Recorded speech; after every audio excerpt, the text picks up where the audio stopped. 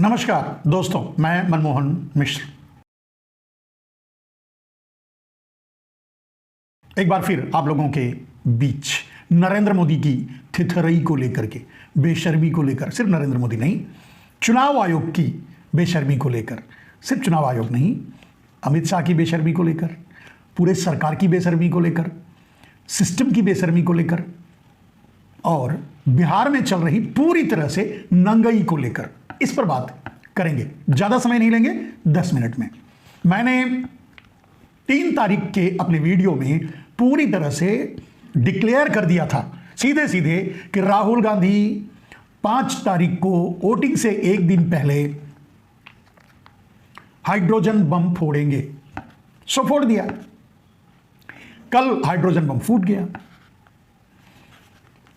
पूरी बीजेपी बौखला गई। अरे छोड़ो यार, बीजेपी, चुनाव आयोग, सरकार, गुजरात लॉबी, सब नंगई पर उतर आए, थिथराई पर उतर आए, बेशर्मी पर उतर आए। वो ये सब कुछ दिखाई दे रहा है आपको बिहार के चुनाव में। और इसे यूं कह सकते हैं कि मोदी सरकार, गुजरात लॉबी, बीजेपी और अमित शाह, ये सब पूरी तरह से ताल ठोक कर कह रहे हैं कि हां मैं वोट चोर हूं। अब इसके बाद का अर्थ समझ लो आप खुद। अरे जो करना है कर लो, हम तो ऐसे ही वोट चोरी करेंगे और ऐसे ही सरकार बनाएंगे। अब इस परिस्थिति में इसका मतलब तो यही होता है, जो बेहयाई, बेशर्मी, गुंडागर्दी, वोट चोरी, वोट डकैती जो हरियाणा में की गई, उत्तर प्रदेश में की गई, बनारस में की गई, वो बिहार में की जा रही है। वो तो आज सामने ही दिख रहा है। महिलाओं के खातों में पैसे आना चुनाव डिक्लेयर होने के बाद भी। बिहारी भाइयों को जिस छठ में और दिवाली पर संडासों में बैठकर जाने वाले बिहारियों को इस समय वोट देने के लिए स्पेशल ट्रेन दी जा रही है। खाने पीने के साथ टिकट फ्री में, आने जाने का दोनों। अब इसे आप क्या कहेंगे? बेशर्मी कहेंगे, बेहयाई कहेंगे, या फिर वही बात मैंने कहा, हां मैं वोट चोर हूं, जो करना है कर लो। मतलब तो यही है। आपको लग रहा है इस समय चुनाव हो रहा है? आपको लग रहा है कि इस समय भारत में लोकतंत्र है?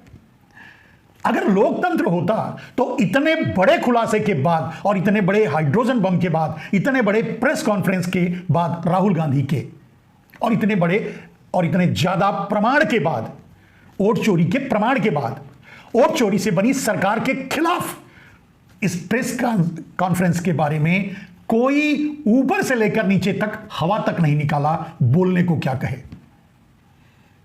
सब चुप हैं। मतलब भाई हम चोर हैं, जो करना है कर लो, क्या करेंगे, हम तो ऐसे ही चोरी करेंगे। इतनी बेशर्म सरकार, इतनी बेहया सिस्टम। अब इसे क्या कहेंगे? जैसे हम कहते हैं ना, गोदी मीडिया, सुपारी मीडिया, डाबर मीडिया, उसी तरह से गोदी चुनाव आयोग, डाबर चुनाव आयोग, सुपारी चुनाव आयोग। सुपारी ही है, इसे सुपारी ही कहेंगे। चुनाव आयोग ने सुपारी ले रखी है कि हम तो मोदी जनता पार्टी यानी मोदी बीजेपी को जिता के ही छोड़ेंगे। बस चलता तो पहले ही सर्टिफिकेट देते, सरकार भी बनवा देते, बाद में चुनाव करवाते। चुनाव काहे को करवाते? और चुनाव की जरूरत ही क्या है? जब इस तरह की धांधली, लोग वोट देने जा रहे हैं तो उनको वापस किया जा रहा है, भाई तुम जाओ, तुम्हारा वोट पड़ चुका है, तुम्हारा वोट है ही नहीं। या वोट देने जा रहे हैं तो उनको रोक दिया जा रहा है। एक समुदाय को, कुछ लोगों को जो बीजेपी को वोट करने, जिनसे बीजेपी को वोट मिलने की उम्मीद नहीं है। मतलब बेशर्मी, बेहयाई, धांधली और वोट चोरी की इससे गंदी और इससे बड़ी मिसालें आपको नहीं मिलेंगी चुनाव में 70 सालों में भी, जिसका रोना अक्सर नरेंद्र मोदी रोते रहते हैं। 70 साल 70 साल 70 साल। भाई इस हद तक चोरी चकारी करके, जीत करके सरकार बनाने का अर्थ क्या है? क्या मिलने वाला है और क्या होने वाला है? आपको, पूरे देश को, या किसी को, या मीडिया को, खैर मीडिया कहां बची है, सोशल मीडिया को, आप लोगों को जो आप ये देख रहे हैं, और आप लोगों को जो 3 दिनों से, कल से जब राहुल गांधी ने प्रेस कॉन्फ्रेंस की और खुलासा किया हाइड्रोजन बम के बारे में। राहुल गांधी का प्रेस कॉन्फ्रेंस का एक एक शब्द, सिंगल वर्ड सत्य था। सत्य से अलग कुछ नहीं था। लेकिन अब उस सत्य को ये बेशर्मी से झुठला भी नहीं पा रहे हैं। स्वीकार तो अब मौनम स्वीकार लक्षणम, जब चुनाव आयोग को हिम्मत ही नहीं प्रेस कॉन्फ्रेंस करके बोले, जवाब दे, या राहुल गांधी को कम से कम धमकी ही दे दे कि इन सबको प्रूव करो, नहीं तो 7 दिन में आपके खिलाफ कार्रवाई होगी। कहां है ज्ञानेश के ज्ञानी, चुनाव आयोग के ज्ञानी ज्ञानेश? वो भी देश को, आप मेरे टैगलाइन में देख रहे होंगे, वो भी देश को ठेंगा दिखा रहे हैं अमित शाह के साथ और नरेंद्र मोदी के साथ। अब सोचिए बचा क्या है, और क्या यही लोकतंत्र है भारत का? क्या सचमुच इस समय लोकतंत्र है देश में? चलिए और तो छोड़िए, क्या बिहार में सचमुच चुनाव हो रहा है? और जो चुनाव परिणाम आएंगे वो सच होंगे? मान लीजिए इतनी धांधली के बाद अगर विपक्ष जीत जाता है बिहार चुनाव, तो बीजेपी कहेगी कि देखिए कुछ भी नहीं था, सब झूठ था, सारे आरोप झूठ थे। लेकिन आरोप सच हैं। इतनी चोरी के बाद भी बीजेपी नहीं जीतेगी, ये हम उम्मीद करते हैं। इतनी धांधली के बाद, इतनी गुंडागर्दी के बाद, इतनी बेशर्मी के बेहयाई के बाद, पूरे सिस्टम को पूरे सिस्टम को सुपारी दे रखा है। पूरा सिस्टम भारतीय जनता पार्टी मोदी के लिए काम कर रहा है। कम से कम बिहार चुनाव को देखकर तो यही लग रहा है। और जिसे कहा मैंने कि डाबर और सुपारी आयोग अब क्या कर लेगा, क्या करेगा, आप खुद समझ लीजिए। कुछ भी करेगा वो मोदी के पक्ष में करेगा, बीजेपी के पक्ष में करेगा, कुछ नहीं बोलेगा, राहुल गांधी का जवाब भी नहीं देगा। इस बार तो पूरी तरह से सकते में है बीजेपी, मोदी या उनके लोग, उनका आईटी सेल कोई सांस भी नहीं ले पा रहा है, क्योंकि इस बार तो भारत तो क्या, ब्राजीलियन महिला के फोटो का, स्टॉक फोटो का इस्तेमाल करके स्पेस बनाया गया यहां वोटिंग के, जाली वोटिंग के लिए, फेक वोटिंग के लिए, डुप्लीकेट वोटिंग के लिए, नकली वोटिंग के लिए। अब आप सोच सकते हैं, उस महिला बेचारी ने बयान भी दिया है कि भाई हमारा भारत में मैं कभी गई नहीं और हमारा वहां से कोई लेना देना नहीं है इस चुनाव से और इस राजनीति से। भी क्या बोलेगी? लेकिन इन बेशर्मों को इतनी भी शर्म नहीं है कुछ बोल सकें। खैर अब बोलेंगे क्या? हेमंत बिस्व शर्मा जैसे लोगों को जो अगर बीजेपी में नहीं होते तो जेल में होते, सच तो यही है ना। हेमंत बिस्व शर्मा जैसे लोग जो बहुत से हैं, और महाराष्ट्र में हैं, आसाम में हैं, भारत में सब जगह हैं, अगर बीजेपी में नहीं होते तो जेल में होते। और वो जेल में उनको डालने का प्रण भी बीजेपी ही कर रही थी, मोदी ही कर रहे थे। चक्की पिसिंग वाला डायलॉग आप लोग भूले नहीं होंगे। और इस समय वो उप मुख्यमंत्री हैं, मंत्री हैं बीजेपी, क्योंकि वो बीजेपी में हैं। खैर बूथ से लेकर के, ट्रेन से लेकर के, पैसा लोगों के खातों में चुनाव डिक्लेयर होने के बाद से लेकर के, मैं नहीं समझता कि कोई ऐसा विधा, कैसी विधा बाकी रह गई है जिसे मतलब वोट चोरी से न जोड़ा जा सके, धांधली से न जोड़ा जा सके, सरकारी सिस्टम का बेजा इस्तेमाल करने से ना जोड़ा जा सके। यानी सब कुछ हो रहा है बिहार में वोट लेने के लिए। नंगी हो गई है भाजपा, नंगाई पर उतर आए हैं नरेंद्र मोदी, नंगाई पर उतर आई है पूरा सिस्टम, चुनाव आयोग, मोदी को जिताने के लिए, बिहार में सरकार बनवाने के लिए। बचा क्या है यार? बोले तो क्या बोलें, कहें तो क्या कहें। लेकिन मेरे दोस्त, आपको भी, मैं नहीं समझता आपकी सोच क्या है, आप क्या सोचते हैं, लेकिन बेशर्मी बेहयाई का इससे बड़ा खुला खेल मैंने अपनी लाइफ में तो कभी नहीं देखा, किसी चुनाव में नहीं देखा। और चुनाव आयोग का इतना मृत होना, अपंग होना, लोग तो ये कह रहे हैं भाई कफन भेज दो, अपंग होना, डाबर होना, सुपारी होना। अब ये क्या कहेंगे? ये सुपारी ले रखा है चुनाव आयोग की, बीजेपी को जिता के ही छोड़ेंगे। हम तो कुछ नहीं बोलेंगे, चाहे जितनी चोरी होनी है हो जाए। और चोरी के मामले में मैं समझता हूं आप सभी लोग मेरे दोस्त राहुल गांधी का प्रेस कॉन्फ्रेंस पूरा देखा होगा, मैंने भी पूरा देखा। वीडियो मैं कल भी बना सकता था, नहीं बनाया, क्योंकि आप सब पूरी तरह से देख लीजिए, आपको बताने के लिए कुछ न रह जाए मेरे पास।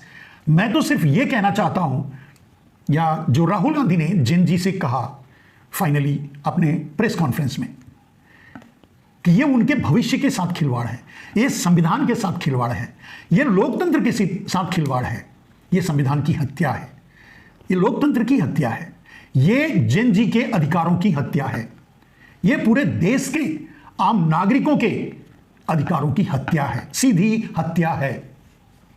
और इसको रोकने की जिम्मेदारी राहुल गांधी की नहीं है। राहुल गांधी अपनी जिम्मेदारी बखूबी निभा रहे हैं और निभा चुके, आगे भी निभाते रहेंगे।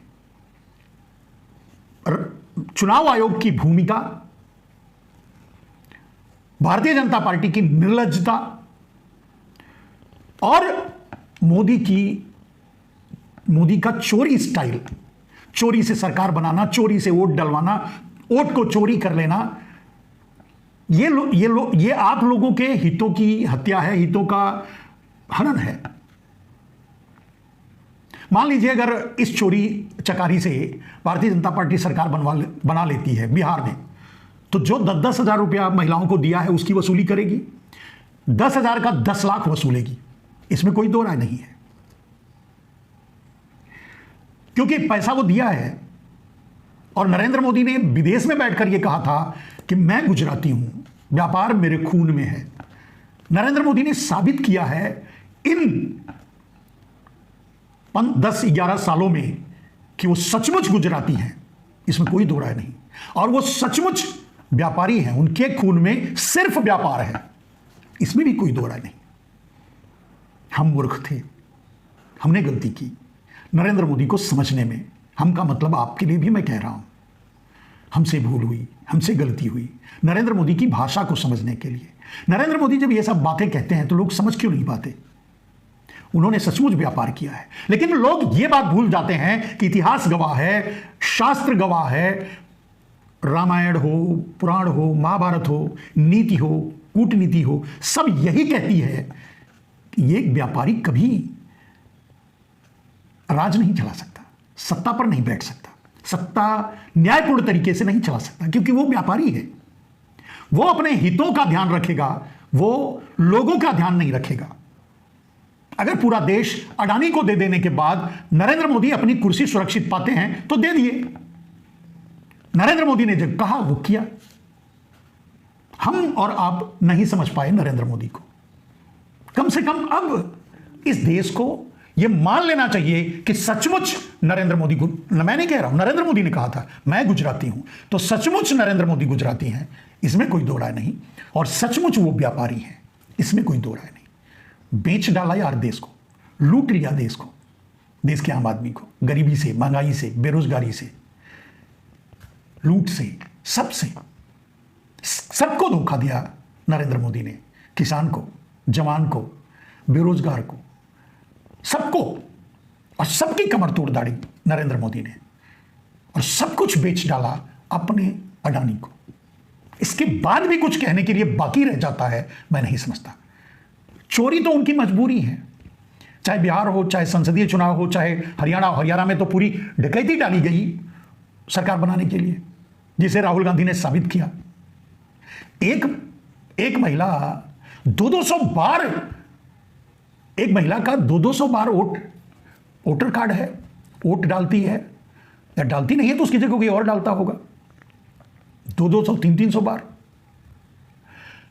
एक घर में 200, 300 आदमी रहते हैं। विधायक और मतलब उनके सांसद और उनके नेताओं के घर में, माने धांधली की कोई अब नहीं कुछ। तो अब इससे बड़ा क्या प्रमाण है कि फोटो नहीं मिला तो ब्राजीलियन मॉडल का फोटो लगा करके वोटर आईडी तैयार किया गया, स्पेस क्रिएट किया गया, जिसमें जाली वोटिंग करवाया जा सके मोदी के लिए, और सीधे इसमें चुनाव आयोग शामिल है।